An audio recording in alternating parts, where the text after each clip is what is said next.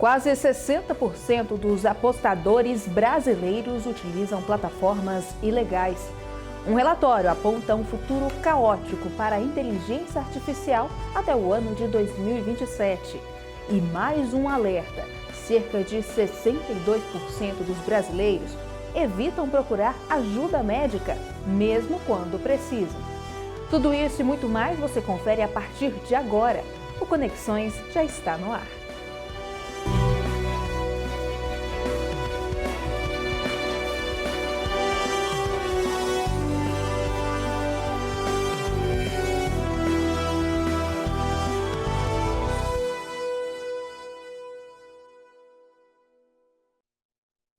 Obrigada pela sua companhia.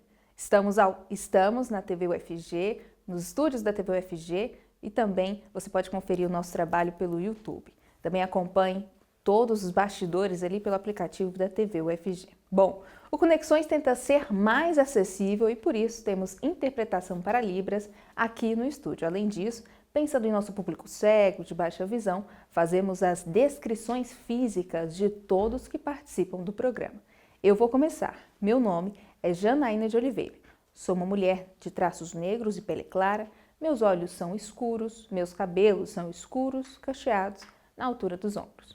Hoje ao meu lado está aqui no estúdio a intérprete para Libras, Sara Raquel. Ela se descreve como uma mulher de pele parda, cabelos lisos, longos, abaixo dos ombros e que tem mechas loiras. Os olhos dela são escuros.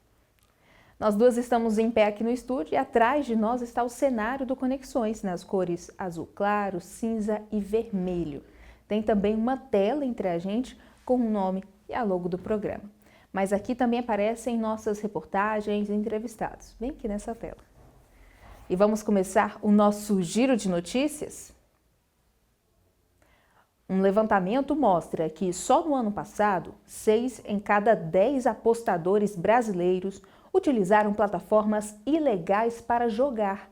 São sites não autorizados que não seguem as leis do país, mas representam quase 60% no mercado de apostas, ao movimentar até R$ 1 bilhão por mês. O governo federal tem aumentado as ações de combate, incluindo o bloqueio de mais de 11 mil sites ilegais. A população é incentivada a usar apenas plataformas regulamentadas para garantir a própria segurança e também evitar cair em fraudes. Seguindo, o Ministério dos Transportes anunciou que vai levar sinal de celular e internet para as rodovias federais. Os trechos mais movimentados e de maior risco serão prioridade. O objetivo é melhorar a comunicação e facilitar atendimentos de emergência. Também estão previstas mudanças nas concessões e a adoção de novas tecnologias para reduzir acidentes. A ideia é que as estradas se tornem mais seguras e eficientes. O governo ainda não divulgou datas para a implementação. E agora um alerta de saúde. A Fundação Oswaldo Cruz divulgou mais informações sobre as doenças respiratórias que têm circulado neste ano. Ainda segundo a Fiocruz, os registros quase dobraram em relação ao mesmo período do ano passado, com destaque para o vírus da influenza, que está entre os principais responsáveis por internações. Além disso, entre o final de maio e início de junho deste ano, os casos de síndrome respiratória aguda grave aumentaram em 91% em comparação com a mesma época em 2024.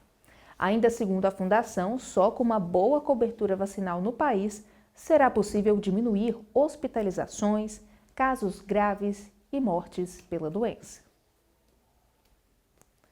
E já está valendo o tratado que permite o uso de carteiras de habilitação entre Brasil e Itália, sem necessidade de exames práticos ou teóricos. O acordo entre os países prevê o reconhecimento recíproco das habilitações. Serão beneficiados mais de 159 mil brasileiros que vivem na Itália e cerca de 800 mil italianos aqui no Brasil. O benefício abrange somente habilitações das categorias A e B e E, e não vale para as demais. Corrigindo, Só vale para as categorias A e B, não vale para as demais. A validação será realizada por meio dos órgãos de trânsito de cada país, mas é preciso estar atento aos requisitos e à lista completa dos documentos necessários para validar esse pedido. Mudando de assunto, o tema da entrevista de hoje é inteligência artificial. É que um relatório publicado neste ano tem gerado muitos debates. Ele aponta que, até o ano de 2027, a humanidade deve enfrentar situações desafiadoras e caóticas ao lidar com a inteligência artificial. O documento cita um possível descontrole após a evolução do aprendizado da máquina, assim como um cenário de mudanças radicais na dinâmica dos empregos.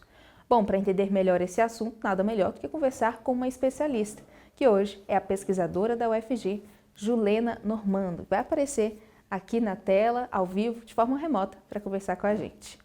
Muito obrigada pelo seu tempo, para a gente conversar sobre esse assunto tão importante e atual. Mas antes da gente ir direto ao ponto, eu gostaria que você se descrevesse para que o nosso público cego de baixa visão pudesse imaginar a gente durante essa conversa. É bem simples e rápido, a cor dos seus olhos, seu cabelo, sua pele, por exemplo.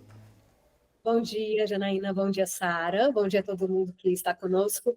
Bem, eu sou uma mulher cis, eu tenho 1,60 m, cabelo claro, não sei se loiro ou castanho, claro, mas na altura dos ombros, um pouco abaixo dos ombros, pele clara, olhos castanhos, e aí estou usando uma blusa rosa e estou no meu escritório, então são paredes brancas, um cenário bem clean. Perfeito, acho que já ajuda bastante. Professora, vamos começar sobre essa questão do uso da inteligência artificial. Quais são os limites que seriam passados para que houvesse esse cenário de descontrole? Assim, existe algum tipo de conversa sobre regulamentação, por exemplo? E que desafios são esses que a gente poderia enfrentar?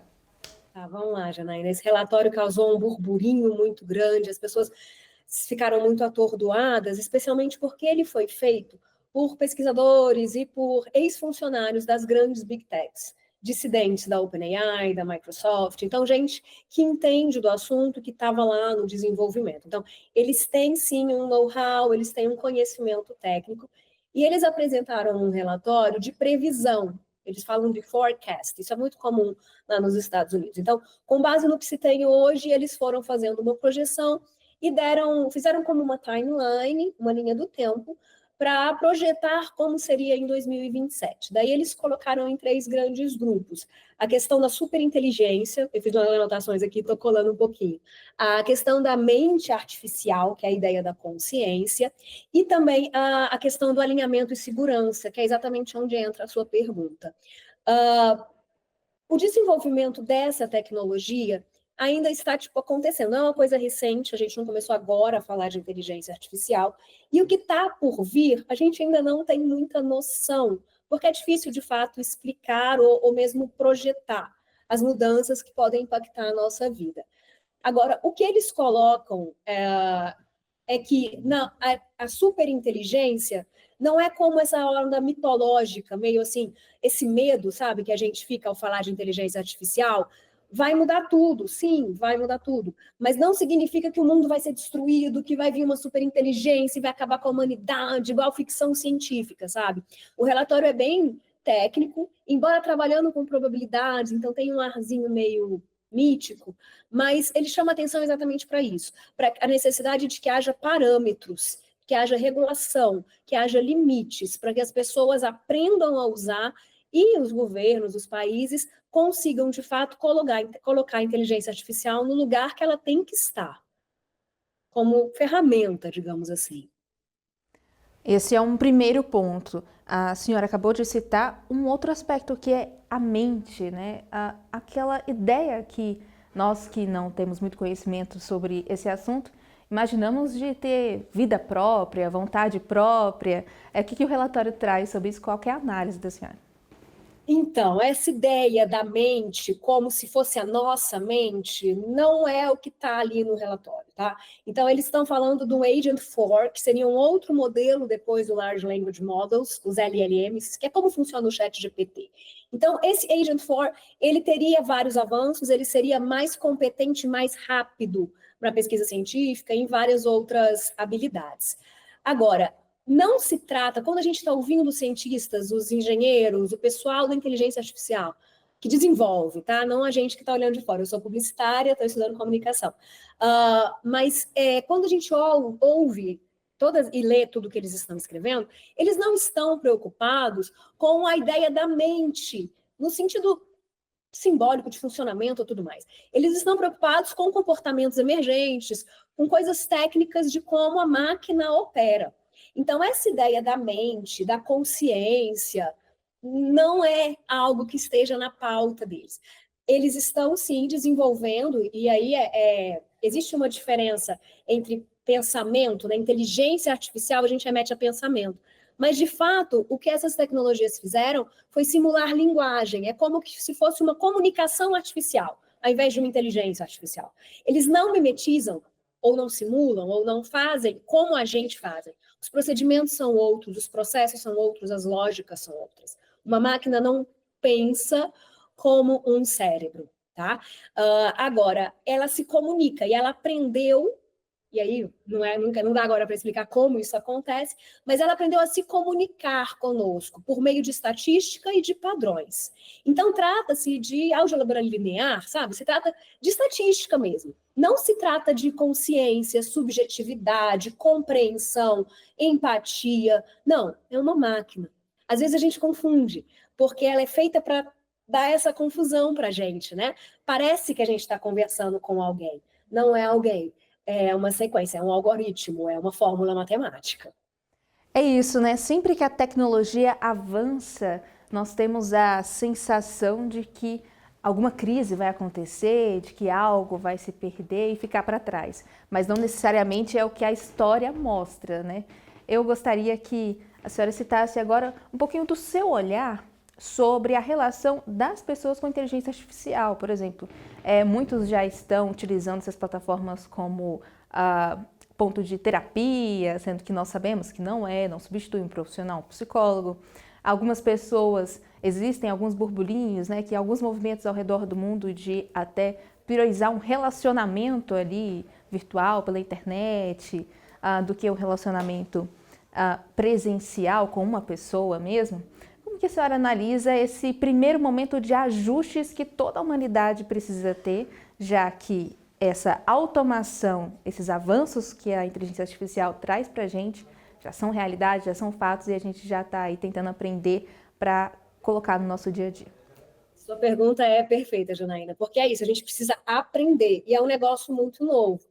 Eu sou millennial, né? Então eu vi tudo isso que chegou, como a internet e tal. E era um pouco assustador e a gente não tinha muita ideia de que, por exemplo, não haveria mais bancos, como aqueles que havia nos anos 80. Bem, mas aqui eu acho importante a gente pontuar essa distância entre o que é humano, o que é maquinal. Então, o que é de a essência do ser humano e o que a inteligência artificial faz? Quais as tarefas? É importante a gente pensar, a inteligência artificial para quê? Ela tem que ter uma finalidade. Então, eu vou usar uma inteligência artificial para, sei lá, a leitura de um texto, para me ajudar com a escrita de um projeto. Não sei. Mas é importante ter essa distância do que é a máquina e do que é o humano.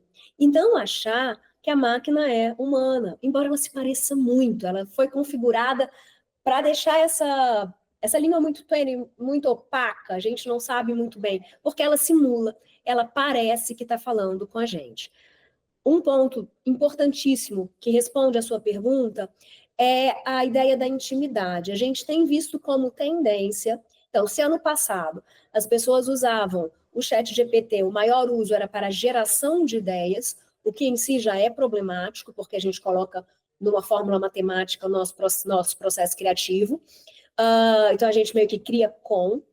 Este ano, foi vastamente divulgado que o maior uso foi para terapia. Que as pessoas estejam buscando terapia, isso é extremamente positivo, legal. Porém, sem uma ideia de subjetividade, sem a noção da empatia, sem que de fato a máquina compreenda emoções, e isso ela não é capaz de compreender, a terapia não avança. Então ela pode ter lido, sabe, toda a bibliografia sobre psicologia, psicanálise, o que quer que seja, mas não a faz, por isso, capaz de tratar alguém, dar esse suporte. Ao mesmo tempo, no mesmo lado, junto com isso, a gente tem visto jovens, e especialmente na Ásia, se apaixonarem, de fato, por algoritmos, né, por avatares, por chatbots. Isso tem acontecido muito. Tem pessoa tirando a vida por causa disso. Então, não é uma coisa assim que é, sabe, episódica, não. Tem acontecido. As pessoas têm preferido se relacionar, e aí perceba que é uma simulação. A máquina não está relacionando com você. Você está projetando sentimentos, você está dando sentidos para aproximações, assim, para frases que são colocadas próximas, porque elas são mais prováveis de estar próximas. E aí essas pessoas preferem conversar com esses algoritmos que são configurados para nos agradar do que com gente. E dá para entender na medida que gente é difícil mesmo, né? A gente é imprevisível, a máquina não. A máquina é programada para nos agradar. Qual o risco? A gente ficar cada vez menos paciente, menos tolerante, menos humano, né? Parar de entender, aceitar e aprender o que a gente tem de mais humano, que é, de fato, o relacionamento social, o relacionamento entre as pessoas. Então, é uma tendência, eu acho que isso pode ser que ainda aumente um pouco, até cair, para que a gente coloque a tecnologia no lugar dela, né? É diferente de um Tinder, de um, sei lá, Par Perfeito, que era um site de antigamente, que conectava pessoas. Agora, esses modelos, eles fingem ser as pessoas. Eles se comportam como se fossem pessoas.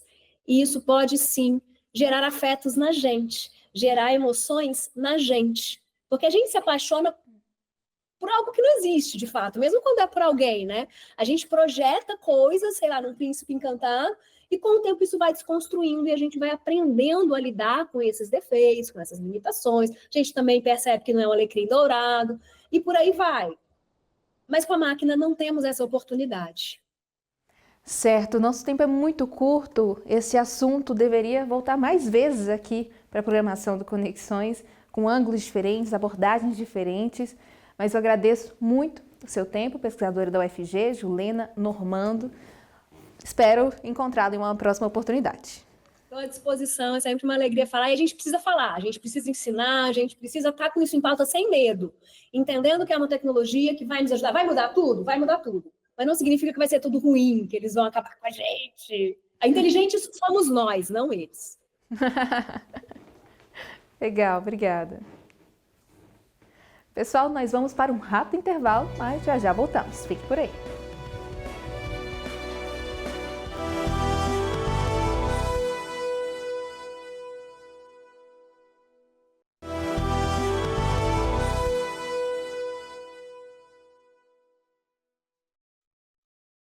Estamos de volta.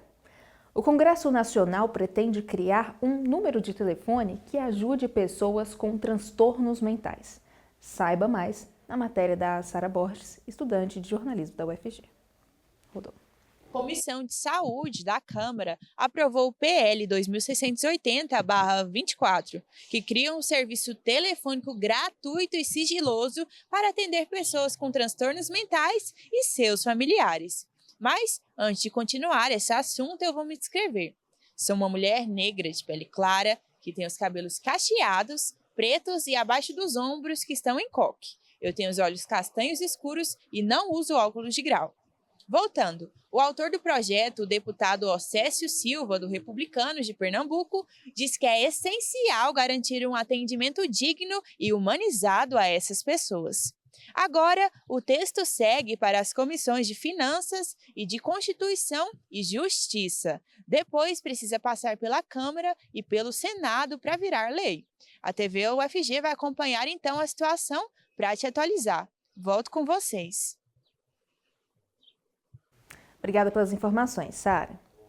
E aqui em Goiás, a caverna Terra Ronca, que fica próximo à divisa com a Bahia, e é uma das principais atrações do Parque Estadual de mesmo nome, passou a ser oficialmente propriedade do estado de Goiás. Lembrando que o parque é um dos maiores complexos de cavernas da América do Sul e a decisão de anexar a caverna ao patrimônio estadual foi tomada pela Procuradoria-Geral do Estado, que garantiu a desapropriação da fazenda Terra Ronca.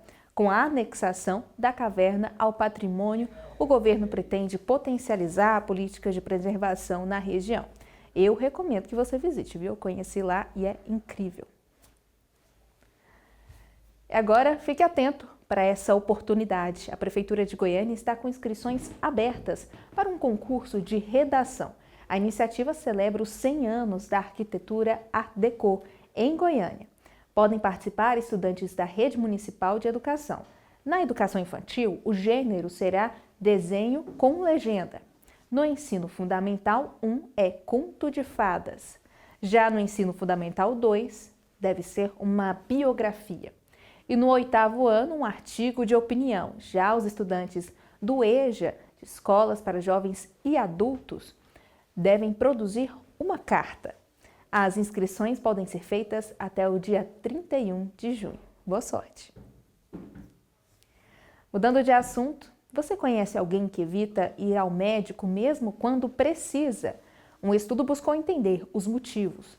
Entre eles foram citados superlotação, burocracia e automedicação, um perigo. Saiba mais na matéria. É isso mesmo. 6 em cada 10 brasileiros que precisaram de atendimento médico no último ano simplesmente desistiram de procurar ajuda. Vários motivos foram citados, e eles apontam tanto problemas estruturais quanto culturais. Bom, antes de continuar, vou me descrever.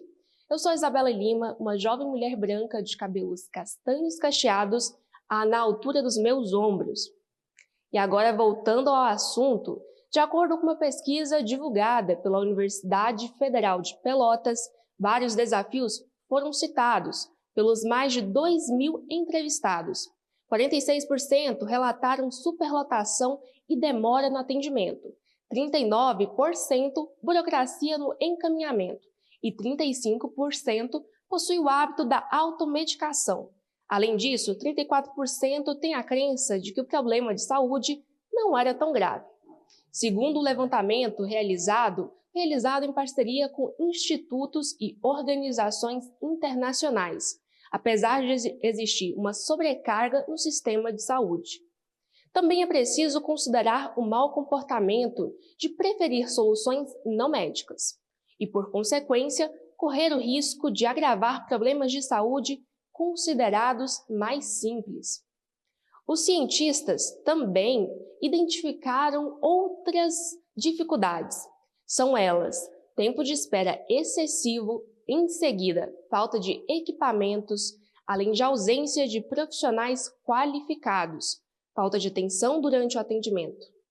Por outro lado, aqueles que conseguiram atendimento deram avaliações positivas. Confira. A maior parte gostou do respeito à privacidade e também da didática das explicações. Outros destaques foram a confiança no profissional, a possibilidade de fazer perguntas e a participação nas decisões sobre o tratamento. Os pesquisadores explicaram que os resultados reforçam a necessidade de fortalecer a atenção primária à saúde, já que é a porta de entrada nos sistemas de saúde. E eu volto com vocês no estúdio. Obrigada pelas informações, Isabela. Tá aí o recado, viu? É sempre importante ir ao médico, porque o diagnóstico mais cedo evita a piora daqueles sintomas que poderiam ser mais simples, né? Bom, nosso programa chegou ao fim. Se você quiser sugerir alguma pauta para a gente trazer aqui no Conexões, entre em contato pelo nosso WhatsApp, que aparece aqui na tela. É o 629-9181-1406. Você também pode acompanhar nosso conteúdo pelas redes sociais. É muito fácil, é só procurar por @TVUFG. Assista ao Conexões de segunda a sexta, sempre a partir do meio-dia. Até mais!